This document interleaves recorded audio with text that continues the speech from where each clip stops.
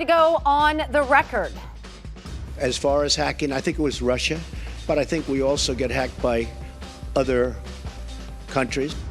Is the Cold War heating up 5 days now from the inauguration, and the Trump and Putin show looks like it's going to have a very long run? Climate change shouldn't be a partisan issue. Secretary of State John Kerry prepares to come home. We're going to talk about his future after 34 years in public office. I am running for mayor of the city of Boston for all of the dreams of young people.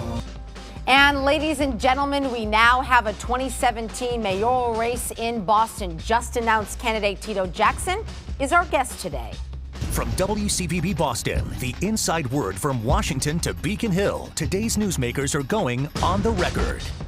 Good morning, everybody. I'm Maria Stefanos, along with News Center 5's Janet Wu. Hello, Janet. OTR's Ed Harding will be back next week. Tito Jackson is our guest this morning. The Boston City Council making it official this week. Yes, he's going to run against Boston Mayor Marty Walsh this year. Jackson was first elected to the Boston City Council from District 7 in 2011. Lifelong resident of Roxbury's Grove Hall. He is a graduate of the University of New Hampshire. He's also worked in sales and marketing as well as the Patrick administration. Welcome, Tito.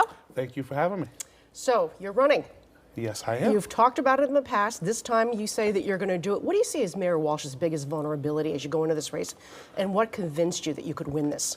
Yeah, so the real issues in the city is that for many people, the city is going great. But there are many people who are being left behind in the city of Boston. In my district alone, from the South End, Back Bay area to Roxbury, there's a 33-year difference in life expectancy. In Roxbury, there's 17% unemployment. We have a lot of work to do to make sure that Boston is the greatest city for all. We're great people, and it is a great city, but we want to make sure that it is great for all the residents in the city of Boston. Mayor Walsh has been in office for 3 years. Yes. You feel that he has not even made a dent or moving in the direction of the issues that you're addressing here? 3 years ago, the Brookings Institute had us at number 3 for inequality. We're actually now at number 1.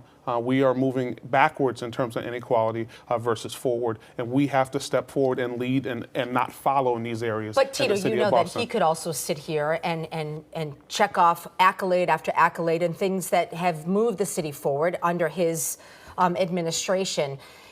Let's be honest here. You don't have a lot of money. This is actually going to be won by hard work. Okay, but let's because you know what, we're not going to allow. We just saw an election where someone had over $700 million. So you say the money doesn't matter. So you have $100,000 in your bank, and he has more than $3.5 million. No incumbent mayor has lost this since 1949, but you say that doesn't matter. Well, first off, Haley's Comet comes around every seven or so years, and that's where we're at right now. And so when it comes down, are you calling yourself Haley? Is that going to be your campaign slogan, Tito? But when it really comes down to this is going to be about the hard work, a grassroots campaign that's going to uplift everyone. And it can't be about the largest donations or the largest donors. This has to be about the folks who've been left behind in the city of Boston. And we have 50% of the people in the city of Boston make $35,000 or less. And their dollars aren't going to show in those campaign coffers. So this is about someone who's going to put forward the best ideas and actually take care of the whole city and not have giveaways like $276 million to GE.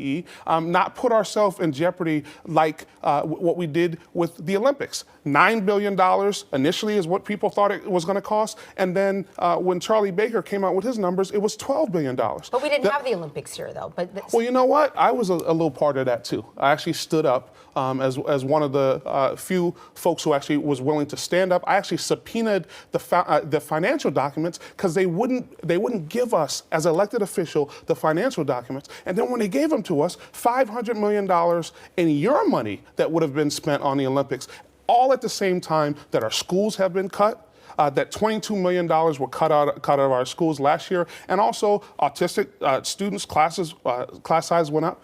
Librarians were cut. So we have a lot of work to do, and let's get serious about the city of Boston and not about month-long parties. Mayor Walsh would argue that he gave them a chance to make their case. When they didn't make their case, he withdrew his support. No money was really lost by the city as a result of this. In the end, didn't he make the right decision? Well, he did make the right decision. It took too long, and we took too much time with our eye off of the ball of what working class people in the city are facing. Folks are getting gentrified out of their neighborhoods and communities on a regular basis. Recent housing in Roxbury that was just put up, $1,950 for a one-bedroom, $4,000 rents across the city of Boston. So we actually have to deal with real issues that are going to advance real people, not these pie-in-the-sky ideas. Let's talk about a couple of political issues. That is a real political issue. Are your plans to run for re-election for the city council completely dead? I mean, you could, in essence, change your mind in a few months if the political landscape shows that it's not very welcoming to you. I am completely committed to running a successful and winning mayoral campaign. You will not run for city council for any reason. I will not run for city council. And in November 2017, we are looking. I'm not doing this to prove a point. I'm not doing this to just make noise. This is a serious campaign dealing with the serious issues of people in the city of Boston. And there's no way you'll change your mind and run for city council again? No, because we are going to win the election for mayor in November 2017 and then do the work for all of the people in the city of Boston, not just some. U.S. Attorney's Office investigating members of the Walsh administration on charges of extortion and conspiracy. A lot of political insiders are saying this is nothing more than a witch hunt. What's your take? My take is that we have to make sure that we are absolutely on the up and up, that we should have ethics training from day one in City Hall, that we should make sure that there's not insider deals. Your checkbook shouldn't give you. So do you think it's a witch hunt, or do you think that they should be investigating? I think that we should let this play out, and I think that we should defer and ensure that we focus on the things that we should be doing in the city of Boston for most people, not just some people. And that's what this is about. Are you saying that there were inside deals in the Walsh administration, or are you just asking the question? No, I'm asking the question, right? And the real issue is all of these things are bad for all of us in government.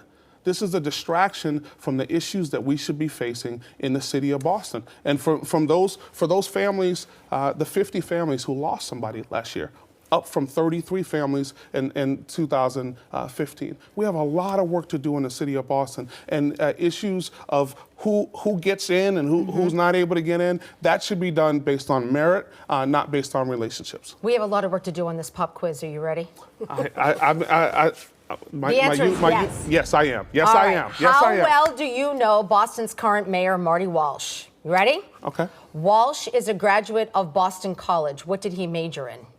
Oh, political science. Wow, Tito, 1 for 1. You ready? Okay. When Marty Walsh was 7, he was diagnosed with lymphoma, Burkitt's lymphoma. Apart from traditional medical treatments that cured him, his mother Mary took him to which religious shrine? We know it's a hard one. Mission Church? No, actually, is the shrine in East Boston? No. Okay.